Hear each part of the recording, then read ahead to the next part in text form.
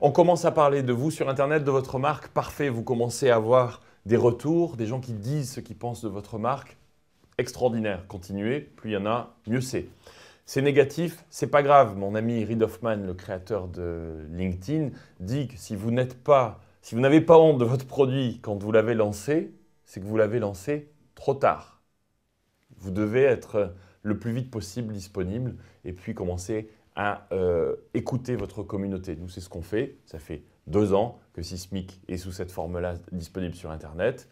Évidemment, c'est imparfait. Évidemment, on doit toujours améliorer. Quand on nous fait une suggestion, on répond, on remercie les gens et puis on essaie de le faire autant que possible et de corriger les bugs, d'améliorer, d'écouter. Bonne manière de procéder, c'est d'utiliser des sites qui vous aident en plus de Facebook et de Twitter, de regrouper ce feedback, c'est-à-dire ces commentaires de vos clients.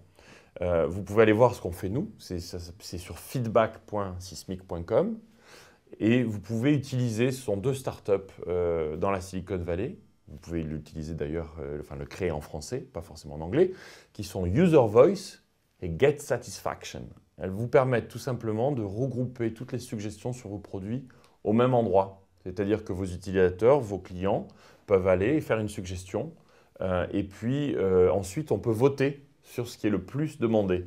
Moi j'appelle ça ma roadmap publique, c'est-à-dire ce que les gens veulent que je crée avec mon entreprise publique. Bien sûr, il faut faire attention parce que vos concurrents adorent regarder ça aussi.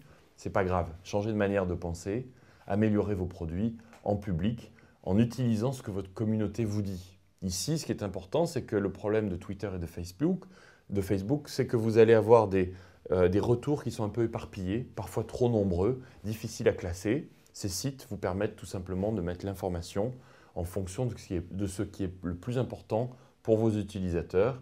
Moi, je le regarde tous les jours.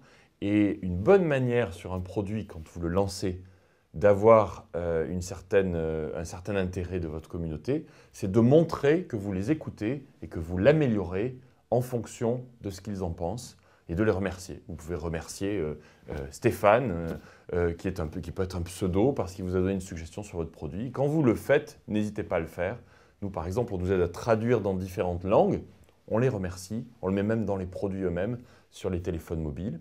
Si vous pensez si vous avez des suggestions, des idées, des critiques sur cette vidéo, n'hésitez pas à le faire et vous pouvez me @loic sans aucun problème et me dire comment on devrait l'améliorer pour les prochains épisodes ou alors, bien sûr, le faire pour votre entreprise sur ces sites. Très important d'écouter, de classer et ensuite de répondre à ce que dit votre communauté. C'est une très bonne manière de promouvoir vos produits. Vous pouvez le faire que vous soyez une grande entreprise ou une PME. Si vous êtes un restaurant par exemple, vous pouvez demander à vos clients, à votre communauté, des idées de plats qu'ils n'auraient pas dans la carte et qu'ils souhaiteraient. Ou vous pouvez leur demander de faire évoluer les recettes. C'est la boîte à idées moderne finalement sur Internet en permanence. Et ça vous permet d'être créatif. Et ensuite, vous pourriez même dire, cette semaine, on a créé tel plat qui a été suggéré par nos clients. Merci et remercier la personne en question. Ça s'applique absolument à toutes les professions, que vous soyez une PME ou une grande entreprise.